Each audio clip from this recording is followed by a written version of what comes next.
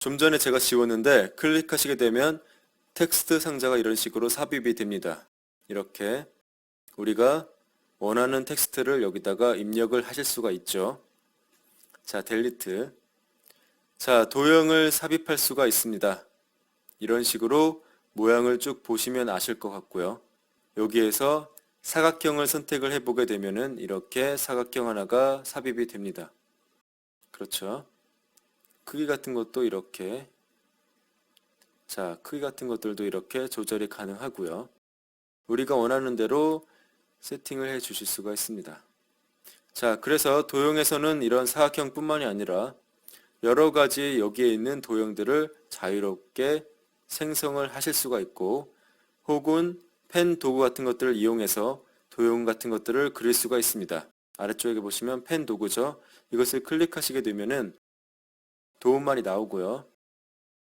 클릭을 하고 다음 포인트 클릭을 하고 이런 식으로 드래그해서 곡선을 만들어 주시고, 다른 곳에 가셔서 클릭을 하고 드래그를 해서 곡선을 생성해 주시고요.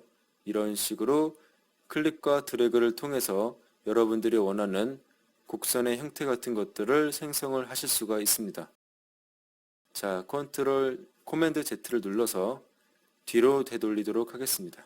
자, 그 다음에 보시게 되면 표죠. 클릭하시게 되면은 표를 삽입하실 수가 있습니다.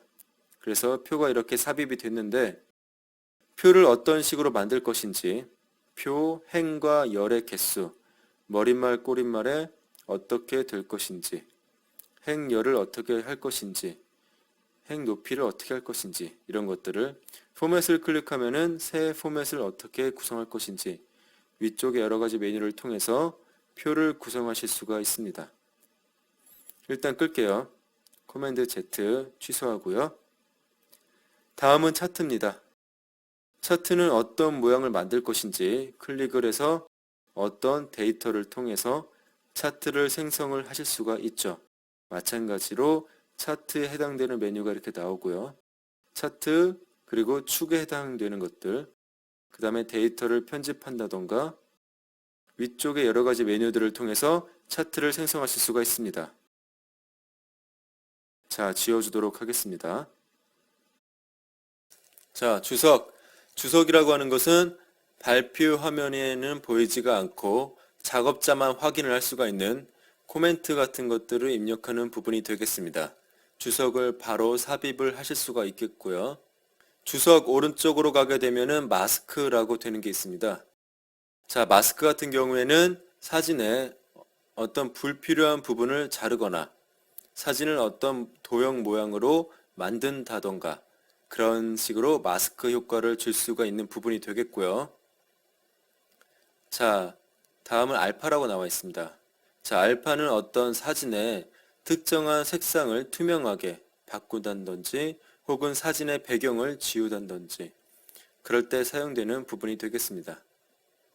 자, 그룹과 그룹 해제가 있는데요. 예를 들어서 도형을 이런 거 하나를 만들고 선을, 자, 그 다음에 도형을 또 사각형 하나를 만들었죠. 자, 얘네들을 이렇게 선택을 하셔서 자, 얘네를 하나의 그룹으로 만들 수가 있는 거죠. 이렇게 묶이게 되는 거고요. 자, 그 다음에 여기 그룹 해제를 누르게 되면 다시 각각의 개별적인 객체가 되는 거죠. 그룹과 그룹 해제는 여러 개의 대상체를 하나로 묶어서 하나의 객체처럼 관리를 하실 수가 있고요. 그룹 해제를 통해서 다시 하나의 각각의 객체들로 구성하실 수가 있습니다. 자, 그리고 맨 앞으로 맨 뒤라고 하는 부분이 있는데, 자, 예를 들어서 지금 이 사각형이 있고 이 선이 있습니다. 선이 좀 잘 안 보이니까 도형을 삼각형이나 원 같은 걸로 바꾸겠습니다. 자, 이렇게 해주시고요. 채우기를 다른 색상으로 해보도록 하겠습니다. 자, 이렇게 있는데, 자, 사각형하고 원하고를 겹치게 되면은 원이 나중에 만들어졌기 때문에 원이 위에 나오고 사각형이 밑에 나오죠. 그렇죠? 자, 근데 사각형을 선택해서 맨 앞으로를 클릭을 해 주시면은 원보다